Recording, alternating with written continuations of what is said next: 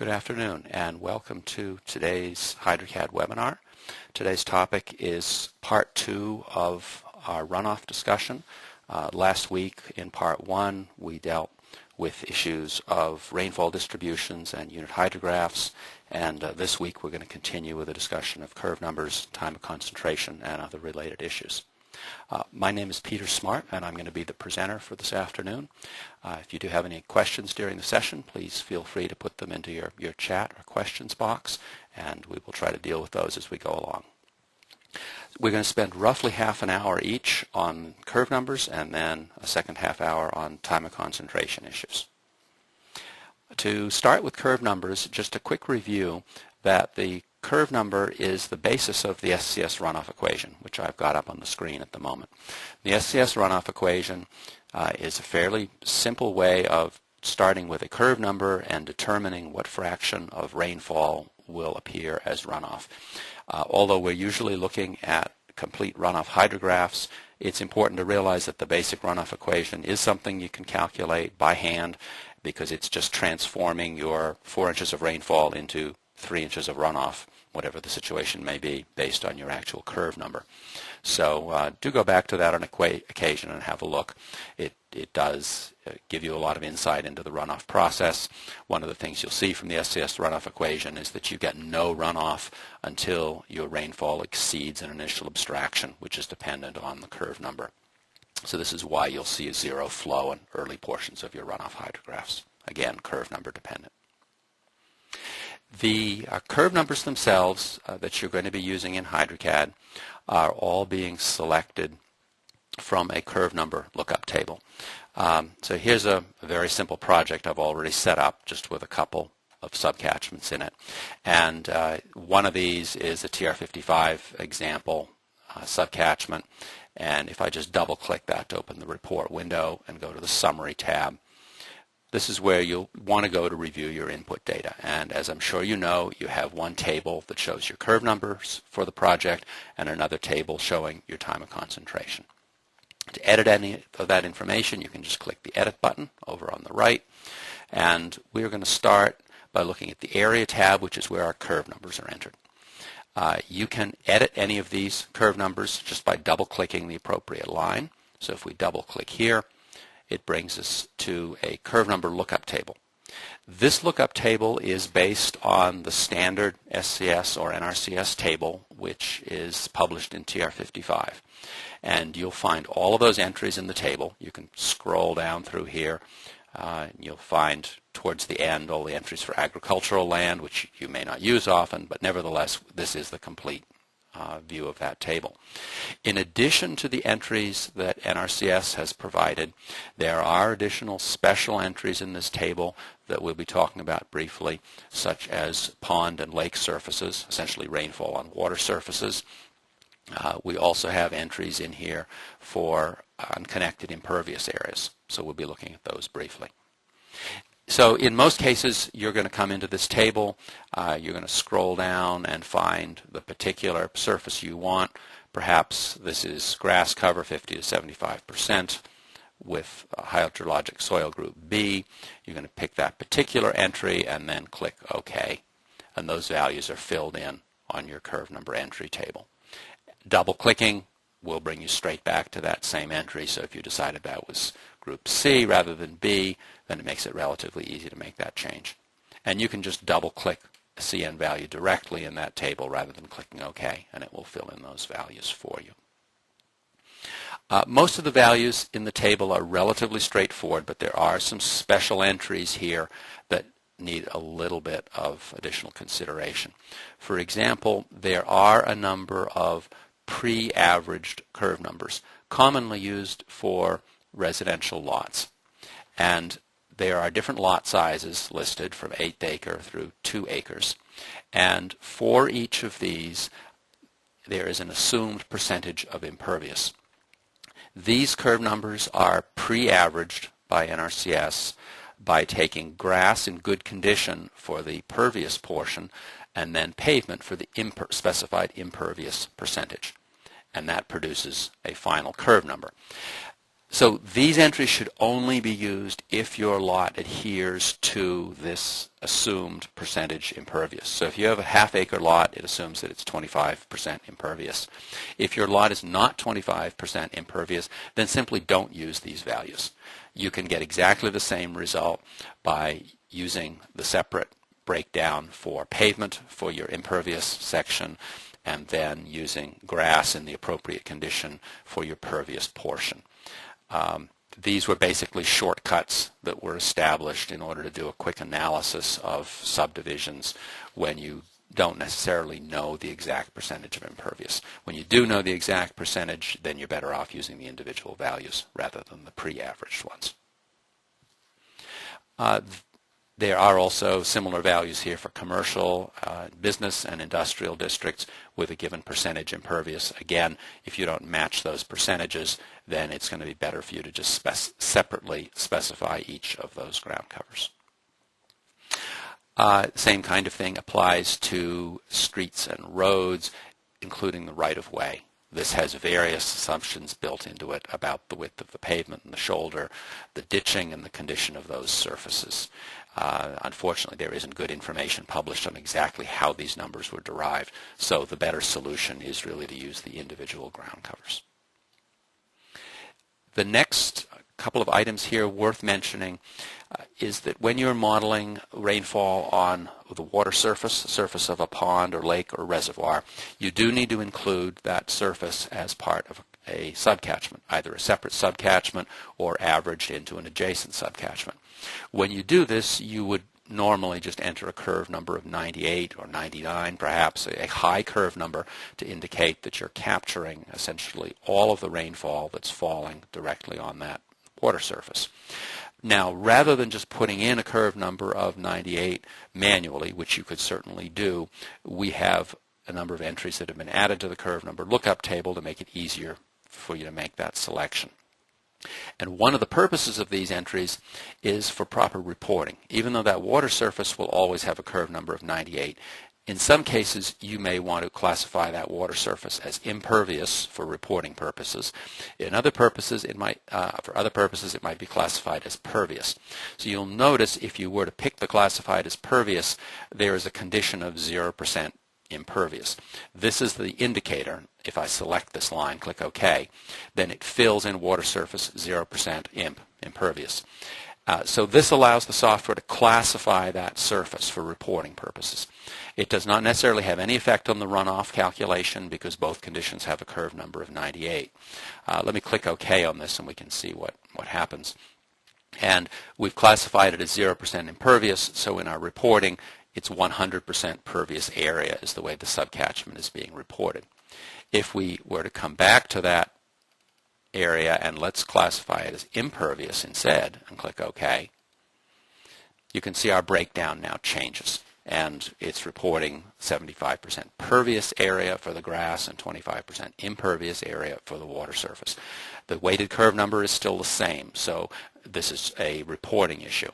And you're going to find this propagates through into the project reports. If we come to the toolbar on the main screen and open the project report window and expand this a little bit, then in our area listing we have a breakdown of these different areas, and it will show us that we have selected the water surface as curve number of 98 in this particular case. We also have control over how that reporting is done. If we go to the calculation settings and go to the advanced tab, then we have the option here as to whether we want the software to report pervious and impervious area. By default, that is selected. That simply causes the software to give you a breakdown of those two parts of your curve number. There are also additional options here to show separate pervious and impervious CN values. So in addition to just showing the breakdown by area, the software also splits out and shows you the average CN for the pervious and impervious portions. You may not want to see this in many cases, so by default this is not selected, but it's an option that's available to you. The next related option is that you can actually calculate separate runoff for your pervious and impervious areas. This essentially takes each subcatchment and considers it as two separate subcatchments. One subcatchment consists of your pervious area. The other subcatchment consists of your impervious area. A separate runoff calculation is done for the two, and they are added together. The two areas, however, do share the same time of concentration. So we're assuming here that these are interspersed pervious and impervious areas. This option for separate pervious-impervious runoff is mostly used in conjunction with the Santa Barbara Urban Hydrograph procedure, the SBUH procedure. Nevertheless, it is an option that we're seeing used with more frequency in low-impact development analysis and assessment of low rainfall depth events.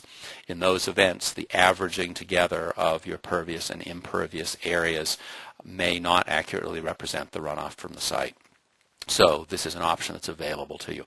Whether or not you use this is going to depend largely on your local stormwater regulations and what they prescribe. But just to be aware that those options are available to you here.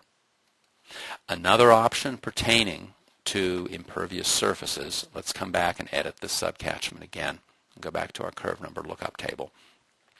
We also have a set of curve numbers that are available for unconnected impervious area. So here normally, for example, our parking lots and driveways, we would pick an appropriate curve number, and the software will weight this curve number with all of the other curve numbers within that subcatchment. It does a standard weighting based on the fraction of area for each curve number. However, there is a procedure in TR55 which allows for unconnected impervious areas, and so you will find additional entries now in the lookup table for unconnected impervious. So you'll see that's here under both paved parking lots and driveways, and under roofs there's an unconnected impervious option. Now you'll notice once again the curve number is the same. It's still a curve number of 98, so what's the difference? Well, if you pick the option for unconnected impervious, the software actually checks the description and sees that it is an impervious area and that the word unconnected is there in the text. And this causes it to consider a separate analysis or separate procedure for weighting the curve number. So here it now determines that we have 50% pervious, 50% impervious area, and of the impervious area, 2/3 of that is unconnected impervious. Now in this situation it doesn't qualify for the special weighting of that unconnected impervious area. I can go to an example here that does this that I've already set up, and in this case we have a maximum of 30% impervious area. That's the key threshold. So if your impervious area is 30% or less than the total area for this subcatchment, then a weighting is determined based on the fraction of the impervious area which is unconnected. So of the 30% which is, or less than 30% that is impervious, 75% of that in this case is unconnected impervious. If you come up to our curve number table, you can see here that we have 1 acre of parking, and then we have an additional 3 acres of unconnected pavement. So we have a total of 4 acres.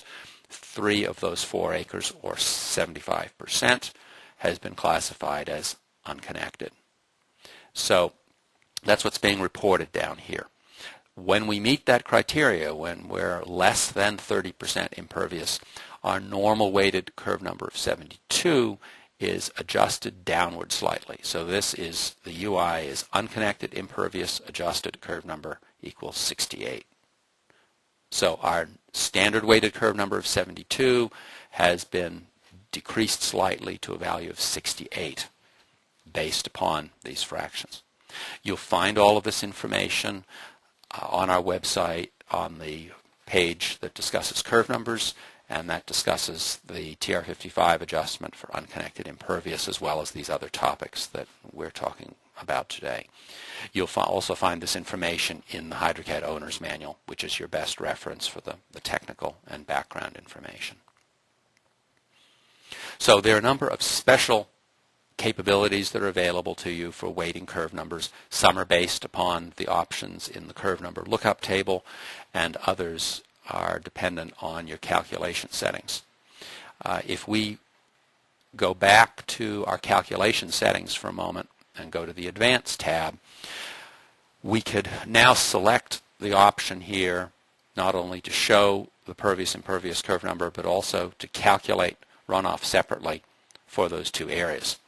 And if we click OK and look at our pond summary, our subcatchment summary again, we now have, in addition to the overall weighted CN of 72, we've got the CN values of 61 for the pervious area and 98 for the impervious portion. So we have a number of different options. And in this case, we've actually told the software to calculate the runoff separately for those pervious and impervious areas. In our runoff summary line, we have the text here, split pervious impervious. And this tells us at the top of each of our reports that the runoff is being calculated separately for the pervious and impervious portions. So again, not a capability you may not be using to this point, but as you start to analyze more low impact development effects and look at low rainfall events, we are seeing that this is a capability that people are considering using. Other options and parameters that do pertain to low rainfall events, again, let's come back to calculation settings and go to the Advanced tab. On this particular form, we can set a couple of parameters that pertain to the way curve numbers are handled. The first of these is the selection of a curve number lookup table. So far, we have been using a default curve number lookup table, which is automatically installed with HydroCAD. And the name of this file is CN020. The significance of this is that this standard NRCS lookup table is intended for use in situations, standard normal situations, where the initial abstraction ratio, the IA over S ratio, is 0.2. So that's how we get the 020 in the file name. There are some studies that suggest that a different IA over S ratio may be appropriate for certain situations. If you're modeling one of those events, I shouldn't say event, but one of those situations, which are admittedly rare, but they're starting to occur, then you can specify a custom IA over S ratio here in HydroCAD. If you do that, this will change all your runoff results for the project. In addition, you probably need to specify a custom curve number lookup table.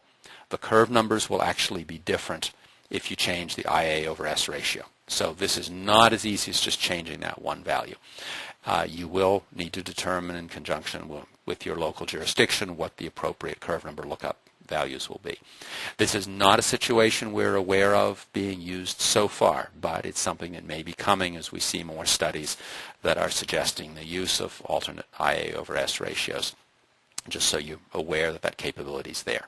If we start to see an alternate lookup table that becomes it's coming into more common usage, then that's something that we may pre-ship with HydroCAD so that you can select the appropriate table on a project-by-project basis. Coming back, just cancel this for the moment. Coming back to our report again, our subcatchment summary, I wanted to point out another feature here. If we edit this subcatchment once again and come into our area listing, we have areas here, curve numbers that have been selected from the curve number lookup table. We also have the option that we can just enter a curve number manually. So if we would enter that curve number with a description and then click OK, that now gets added to our table of curve numbers and is appropriately included in the weighted averages down below. But you'll also notice there's a little asterisk that appears over here on the left side of the report. This asterisk is intended to flag an entry that has been done manually.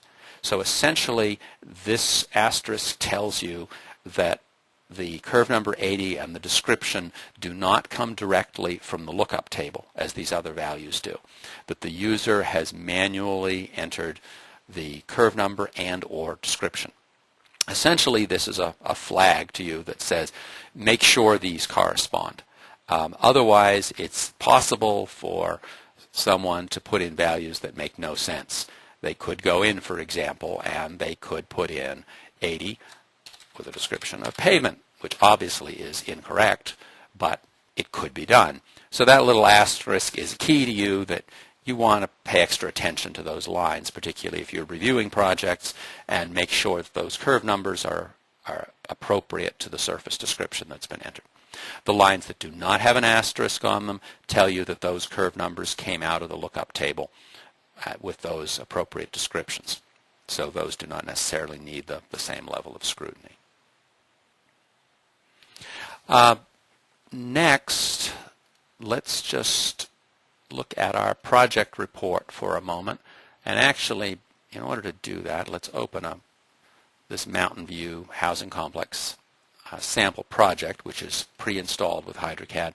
And I just want a few more subcatchments in here to make the report a little more useful. So if we open the project report window and expand that a bit, we have, of course, our node listing, which shows all of the subcatchments, and this shows the curve number value, the weighted curve number being used for each subcatchment. If we come to the area listing, we now have a breakdown which shows us the area for each of the ground cover descriptions and curve numbers that are being used within this project. We can also, let's close that window, go to Calculation Settings and Advanced. We can also tell the software that we want to show separate pervious and impervious CN values. And if we click OK, and back to our project report, that's not giving me what I expected. I think I need to turn one more option on here. So we can come in here, and if we're actually calculating separate pervious and impervious, then we're going to get separate subtotals for those in our listings. The next thing of interest to look at is that our curve numbers in this area listing, you'll notice our curve numbers are integer values.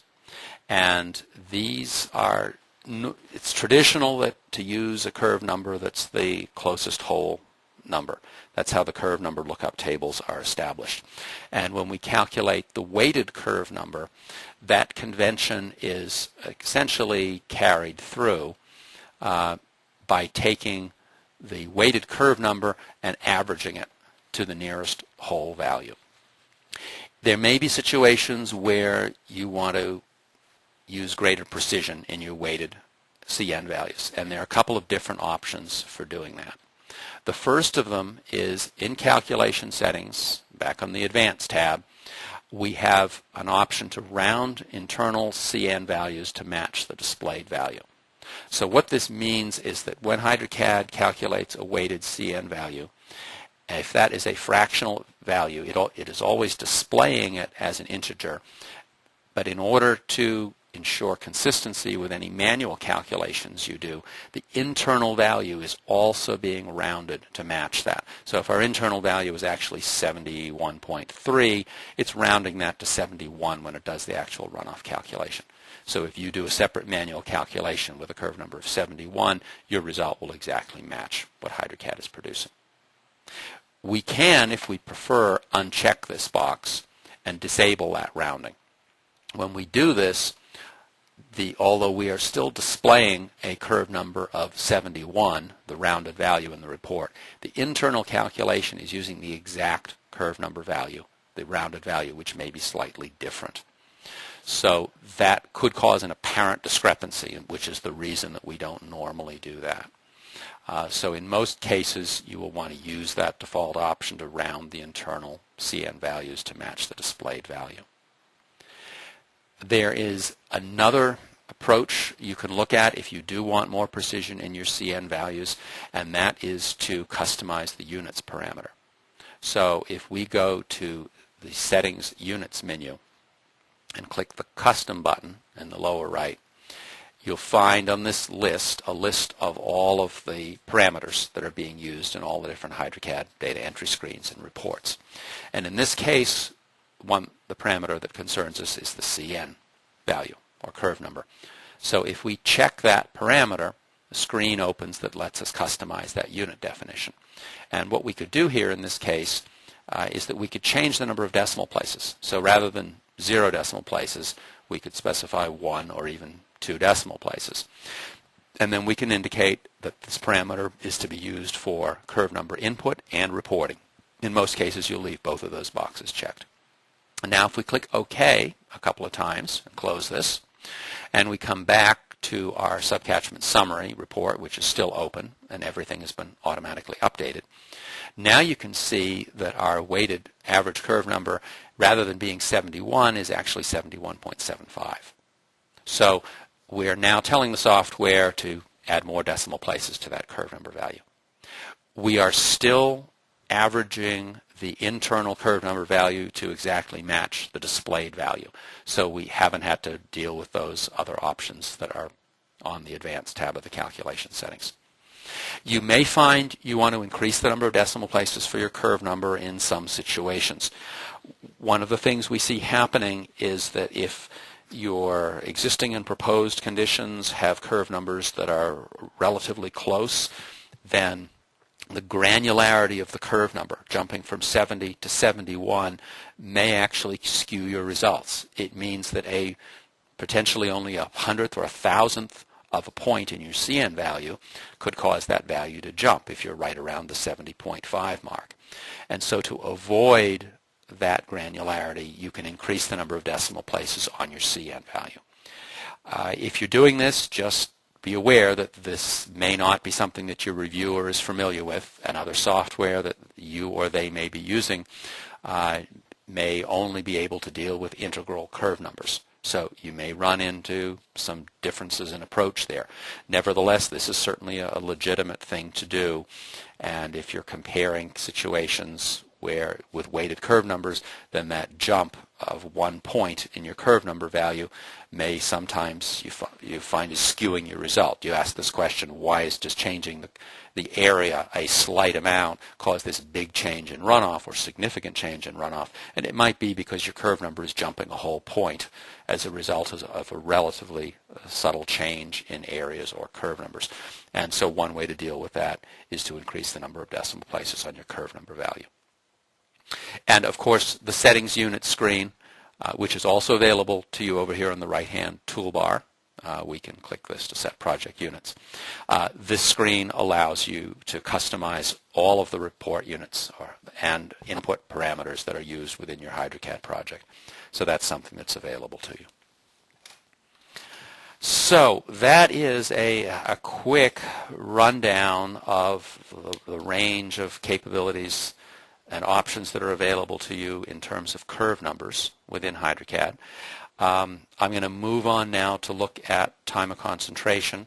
If you do have any questions about curve numbers, feel free to put those in and we'll see if we can touch on those later on. I would remind you to have a look at the web page that I brought up at the beginning of this session, and this is hydrocad.net/curvenumber.htm, and this has got a discussion of the basics of curve numbers, how you determine the curve numbers, hydrologic soil group, which is something we didn't touch on here, lakes and water surfaces. You find all of these discussions presented here, so I would urge you to go through and look at that page. The easy way to get there is to go to hydrocad.net and click on the support button at the top of the page, and if you scroll down through the articles that are on the support page, you'll find this under curve number and runoff issues. And there are also quite a number of other related articles there that you should find of interest. So that's an excellent resource. The other resource, of course, is going to be the help button within the software. So for example, if we need help with customizing units, then we should just click the help button on that screen. And if we scroll down, it'll give us a complete discussion of the custom button and exactly how we would use that to customize the units. In addition to changing the number of decimal points, it also gives you the ability to customize the maximum value for different parameters. So if you have a weir which is especially large, longer than the default maximum, then that's a way that you could customize that parameter. Okay, so now I'm going to move on to time of concentration for the remainder of today's session. And to do that, let's go back to this sample subcatchment. Again, this is part of the Mountain View housing complex project, which is pre-installed with HydroCAD. And if we click on or double click that subcatchment, open a report window and go to the summary once again, this was the curve number table that we have been talking about. Now we're going to move on to the time of concentration report, which appears below that. This particular subcatchment follows example 3.1 from the TR55 manual. And this is intended to illustrate the TC calculation done in HydroCAD versus the exact same calculation done in TR55. What we have in this particular instance is a fairly classic example that follows the TR55 approach. TR55 typically divides your subcatchment flow into 3 different flow regimes. First, you will typically have a segment of sheet flow, then you'll have a segment of shallow concentrated flow, and then you may have a section of channel flow.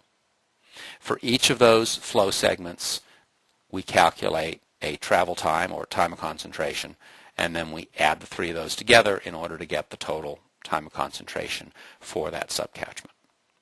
This table also shows the length that was used for each of these flow segments, and that is basically just an aid to you so that you know that you've got a total of 8,800 feet of flow length, which you've apportioned into these flow segments. Typically what you're going to be doing, as I'm sure you know, is to take your subcatchment. When you delineate the subcatchments, determine that flow path, which runs from the point of collection to the most hydrologically remote point in the subcatchment, and then you're going to divide it into the appropriate flow regimes and set up a segment of flow, a TC segment for each of those flow regimes. If we come into the editing screen now to see how all of that is actually done, let's just click the Edit button here and go to the Area tab, or excuse me, the TC tab in our subcatchment. Here are the flow segments that have been entered. Now, if you want to edit an existing one, of course you can just double-click that and come to the screen. But what I want to do instead, let's go to a new subcatchment and let's just run through each of those flow segments one at a time. So let's just drag a new subcatchment in here and double-click to edit because it's a new subcatchment. Go to the TC tab, and we have any number of lines that we can use on the TC screen, so we can enter any number of flow segments within that subcatchment. To edit a given line, you can just double-click the line, or you can select the line and select Edit TC. They both do exactly the same thing. When we edit a TC line, a blank line, we get a selection screen that lets us select a new method for defining the time of concentration. The TR55 procedure, if that's what you're going to be using either sheet flow, shallow concentrated flow, or channel flow. And so let's go through each of those briefly. On the sheet flow screen, as on all of the TC segments, we have a description. This doesn't affect the calculations. It's just to appear in your reports. This might be segment AB if you want to use a nomenclature that matches the TR55 worksheets. Whatever you feel is useful to describe that segment. The surface description is used to produce essentially a Manning's value. So based on the surface description, a Manning's value is generated from the internal lookup table. This Manning's value, in fact all of these Manning's values you notice are quite high because these are not for channel flow, which is where the flow is deep in comparison to the surface roughness. These Manning's values are determined for sheet flow, very, very shallow in comparison to the surface roughness. So these Manning's values are much larger than the traditional Manning's values that you would use. The next parameter, which is perhaps the most critical one for sheet flow, is the flow length. Flow length for sheet flow originally could be anywhere up to 300 feet. And in fact, HydroCAD will allow up to 300 feet for your sheet flow length. However, this is rarely going to be met. In most cases, you're going to find that your sheet flow transitions to shallow concentrated flow in less than the 300 feet. Because of this, many localities are now limiting the sheet flow length and perhaps only allowing 100 feet or even 50 feet of sheet flow. The NRCS advice is that you should do a visual observation of the site in order to determine how long the sheet flow actually occurs for, to determine where it transitions to shallow concentrated flow, and make sure you don't use a length that's greater than that. Because you can't examine a proposed condition, doesn't exist yet, many localities may be limiting this to 50 feet. So that's a regulatory issue. You'll have to look at your regulations and use your judgment about what that length should be. As you may know, the choice of that length has a major effect on your final time of concentration. Usually this is the slowest velocity within the sheet flow regime, and so the portion of your total flow length that is allocated to sheet flow will have a very significant effect usually on your total time of concentration. The next parameter here is the 2-year 24-hour rainfall depth, and that is always the 2-year depth even when you're analyzing different rainfall events. What we're looking at here is the time that it takes early in the storm for the water to flow across the segment of the flow length, and the rainfall intensity is much lower earlier in the storm. So we're always using that same P2 depth. We don't need to change that as we analyze different return periods and rainfall depths. The land slope is the next parameter being used here, and that is the slope along the flow path for that particular portion of the particular flow segment. And then we have the capability to use a common P2 value. This simply means that this 2-year precipitation depth will be shared between all of the subcatchments within this particular project, so that we won't have to re-enter that P2 value for every single segment of sheet flow. So that allows us to set up a segment of sheet flow, and you can see we got 43 minutes for our value of sheet flow, and we can then do additional segments. So after sheet flow, we would typically have shallow concentrated flow, and for shallow concentrated flow, we again have a surface description. If you're using the strict TR55 approach, then your surface description is either going to be paved with a velocity factor of 20.3 or unpaved with a velocity factor of 16.1. This screen is also applicable to the upland method, which is described in NEH4, the National Engineering Handbook. The upland method provides a number of additional surface descriptions, each of which has a separate velocity factor. So essentially, these additional surface conditions break unpaved down into a number of more precise conditions with more specific velocity factors. Whether or not you choose to use these as additional surface descriptions is up to you and your reviewer. But if you're trying to stick to the strict TR55 worksheet, then you're going to stay with just the paved or unpaved conditions. And of course, we will need a flow length, once again, for this segment, and a watercourse slope. And if we click OK, now we get our segment of shallow concentrated flow, which you'll notice here is just 1.5 minutes versus the 43 minutes of sheet flow. So you can see how the issue of how much flow length we allocate to sheet flow is critical to our overall TC result. And then the next segment we might have in the TR55 approach would be a segment of channel flow. We can pick the channel flow option, which is exactly the same as the parameters that are used in the TR55 worksheet. That is, we have to manually determine the cross-sectional area and wetted perimeter. Or we can use one of the options that follow for a pipe channel, a parabolic channel, trapezoidal via rectangular channel. These are essentially all variations of channel flow, but the software will do the geometry for you.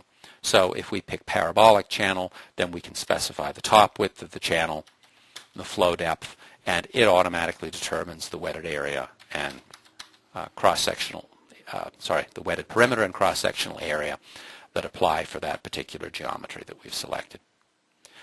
Here we can provide a Manning's value. We can go to the lookup table, provide the appropriate Manning's, and once again, we need a flow length. and we could put a description in here.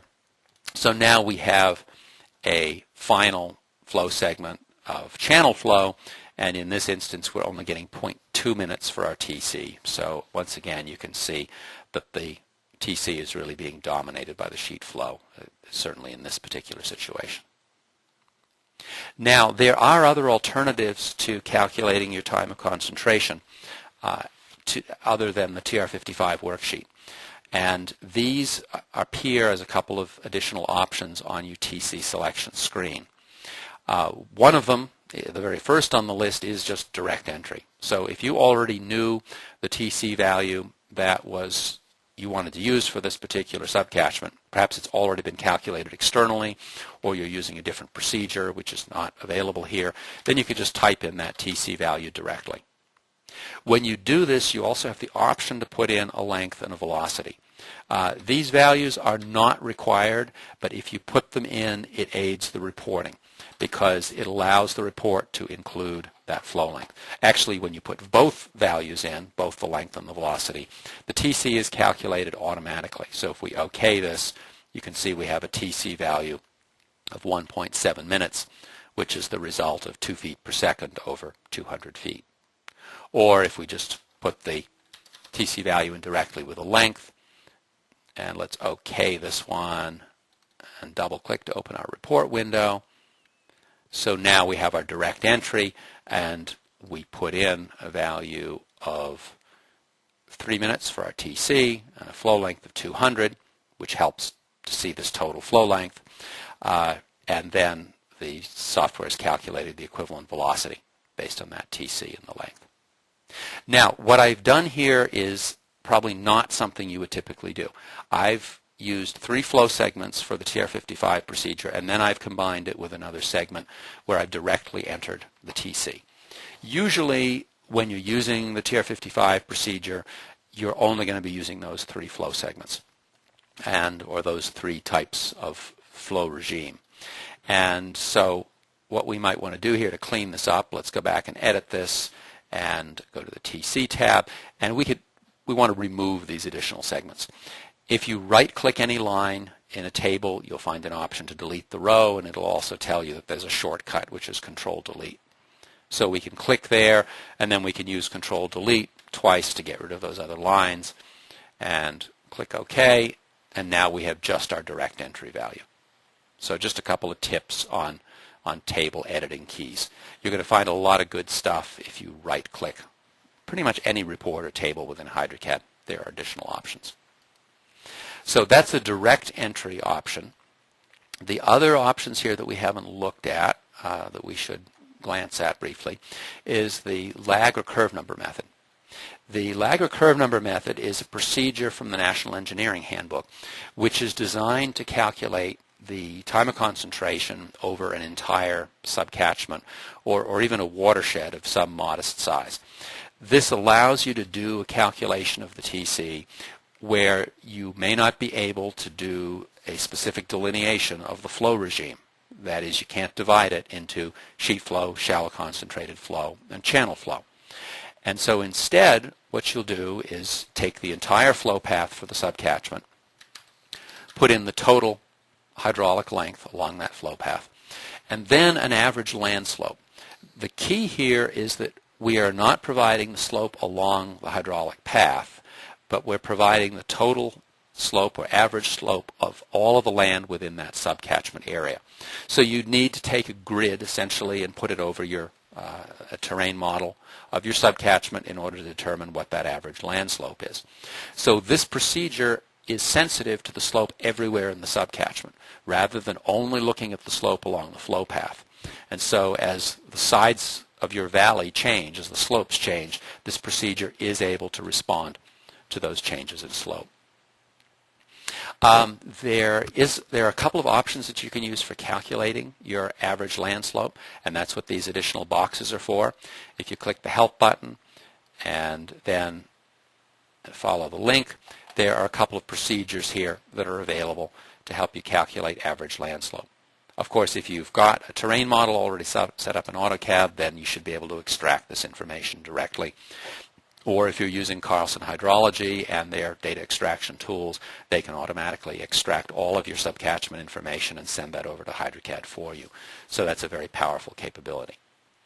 The curve number or lag method has as one of its advantages that it is quite an objective procedure, that rather than having to determine the portion of your flow path that is to be allocated to sheet flow, shallow concentrated flow, and channel flow, we take the entire subcatchment, and our input parameters can be taken quite directly off your terrain model, your hydraulic length and your average land slope. The other input parameter that's being used here with the curve number or lag method is, as the name suggests, the curve number. So now let me come up here. I want to delete this direct entry.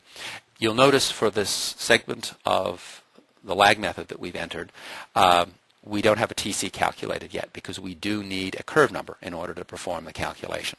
So let's just directly enter a curve number of 80, just so that we have some value in here to do the calculation, and click OK.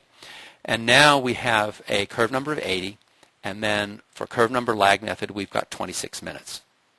And so this is based upon the flow length of 1,200 feet and the average land slope that we've specified and this curve number of 80. So this is an interesting technique in that it is sensitive to our entire ground cover. So when we have a weighted curve number, that entire weighted curve number will affect our time of concentration. Similarly, if we change the slope anywhere within the subcatchment, that will impact the overall average slope, and again, that will be reflected. The curve and lag number method actually predates the TR55 approach, and again, it comes from the National Engineering Handbook before TR55 was developed. And although there was initially some move to the TR55 procedure, partly so that you could do the entire process by hand, now that we have terrain models and CAD tools that can give us information such as this average land slope, we're actually seeing some resurgence in the use of the lag and curve number method, largely because of the objectivity that it offers, that it avoids this issue of differing opinions about how much of your flow path should be allocated to sheet flow. That doesn't mean it's perfect in all cases, but it is another option that you may want to look at, and we're seeing more engineers and even reviewers who are preferring this procedure in various situations, largely because of the objectivity that it provides. So that is one more option for your TC calculation, and I believe we've now been down through all the options here except for lake or reservoir. The lake or reservoir option is not very often used.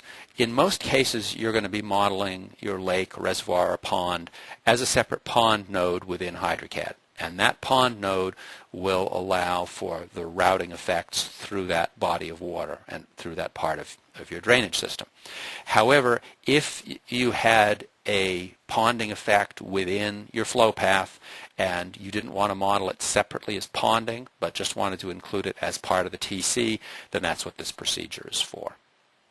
And this simply uses the flow length across that body of water and the mean depth of the body of water. So the average the average depth of the pond, and that's being used to calculate a wave velocity. Again, if we click the Help button and follow the links here, we can get down to the exact equations that are being used. So the velocity is being calculated here as the square root of the gravitational constant times the mean depth. And then dividing that into the length of the reservoir, we can get the travel time. So this is one more option that's available to you in calculating your time of concentration. Now, this brings us to the question of what should I include in my time of concentration? How should that flow path be determined? And the general rule of thumb is that your flow path within the time of concentration should extend just to the next node in your watershed routing diagram. So if we had a channel being modeled as a reach in this particular situation in our model, then the flow path for each of these subcatchments and the time of concentration for each of those should go up to but not include any of the length which is being included within that reach. If we were including part of that channel within a subcatchment, a segment of channel flow, then we want to make sure that we are not including it as a subsequent reach. Essentially, you don't want to double count any of your flow length. You want to include it at one point in the model, but not more than that one point. So there is obviously quite a bit of latitude and discretion as to how you model a site. You may model a given situation as one subcatchment or as 4 different subcatchments. There are, of course, a lot of different issues as to how you're going to break it up. But one of the cardinal rules is to make sure you're not double counting that flow length in doing your time of concentration or in your routing calculations. Now, a couple of other issues related to time of concentration. A common question is there a minimum TC value? Is there a maximum TC value? The minimum TC value is, actually HydroCAD has no built-in automatic minimum. That's one of the important things to realize. So in an extreme situation, we could actually take a subcatchment, and let's edit this subcatchment and set this up for a pond surface. And for our curve number, we will pick the lake surface and we'll make this 10 acres. And we actually could leave the TC field blank. If we put no TC in there, click OK and double click. What the software has now done is it's taken a TC of 0. We had no flow segments, so our total TC is 0. And it's taken the curve number of 98, and it's calculated the rainfall being intercepted by the surface of that pond. So this is partly to illustrate that the software actually can handle a TC of 0. You'll find many programs cannot do this. They actually require a non-zero TC value. When you have a TC of 0, you are essentially telling the software that the rainfall is running off instantaneously. So there is no travel time component that's being evaluated, which is essentially what happens when you have rainfall falling directly on the surface of a pond. Now, you may have other situations where you have quite short TC values, maybe a couple of minutes. And that's fine to use those with HydroCAD. A short TC value is certainly acceptable. We can come in here and we could do, well, let's just do direct entry for the moment with a TC of 2 minutes. The software will handle that TC value of 2 minutes for you. But when you work with very short TC values, what you want to keep in mind is you are really testing the precision of the rainfall distribution you're using, because the software is now sampling that rainfall distribution at a very small time step in order to produce the intensities that correspond to this very short TC. So that's why you will get a hint. We have a hint here. Actually, there are a couple of hints, but one hint is that we may need a smaller time step, a DT value. The other factor to keep in mind is that those TC values will be, when the TC is very short, your peak values will be highly dependent on the rainfall distribution you're using and whether or not that rainfall has sufficient precision in it. Another option that's available to you, if we go to Calculation Settings on the Advanced tab, we do have the capability to set a minimum TC value on a project-by-project basis. We often get questions, should I set a minimum TC? What happens if my TC is only 2 minutes? Normally, HydroCAD will do the calculations with that value, and that's all right. However, if you have regulations that specify a minimum TC, that say do not use a TC of less than, let's say, 5 minutes, then you can enter that minimum TC on your calculation settings. The effect of this is that HydroCAD will automatically bump your TC values up to 5 minutes if you have something less. So coming to the summary, in your TC table, here's the 2 minutes we've entered, but it's been increased to the minimum TC of 5 minutes. So that option's available to you if you feel you need to use it, but you're not compelled to use it by HydroCAD. HydroCAD's okay if you put those shorter TC values in. It will treat those in a reasonable manner. Similar issues that pertain to curve numbers and rounding also pertain to the time of concentration. The time of concentration is normally shown to tenths of a minute, but if we wanted to change the number of decimal places, we can go to the Settings Unit screen, click the Custom button, and we can scroll down to find our time values here, and there's time of concentration, and we check that line, and here we can increase the number of decimal places. So if we decided we needed more decimals for our TC value, then we can click OK and OK again, and now you'll notice that our TC values are showing 2 decimal places. We also have a rounding option. Going back to calculation settings and the advanced tab, there is an option to round internal TC values to match the displayed values. By default, this option is selected, and so with the default units of a TC of going to 1/10 of a minute, it means that the internal TC value is being rounded to 1/10 of a minute so that the internal calculation is being done with the exact same TC value that you see on your reports. There is the option to deselect that if you want to allow full precision for your internal TC calculations, but keep in mind that then that internal value will be slightly different than the rounded value that appears on the reports. So that's the reason that option is normally checked, and your best option for fine-tuning your TC calculations is probably to change the number of decimal places. That's the recommended approach when you need to customize that. So that is a quick rundown of not only curve numbers but time of concentration. For more information on the time of concentration, we do have a detailed web page that discusses this. And again, if you go to HydroCAD.net and click on support and scroll down, you'll find the page on time of concentration. And this discusses most of the issues that we've covered today. And one I didn't touch on, sometimes people will ask, why is the flow length limited to 300 feet? Well, actually it isn't. It's only the sheet flow length that is limited. And if you're running more than 300 feet, then obviously you can't have sheet flow and you need multiple flow segments in order to handle that. So you'll find that and other questions that are covered in this particular document. So I would urge you to have a look at that. If you have any further questions following the session, please feel free to email us at support@hydrocad.net, and we'll certainly be glad to get back to you. I see that we don't have any other questions posted on this session at the moment, so I think I'm going to wrap it up here. I do thank you all for joining us. If you have other people who are interested in the content of this webinar, the session is being recorded and should be posted on our webinars page, so you'll find that online fairly shortly. There are also recordings of previous sessions that we've held, as well as future sessions that are coming up. So I hope we'll see you at a future session. Thank you very much for joining us today, and have a good day. Bye-bye.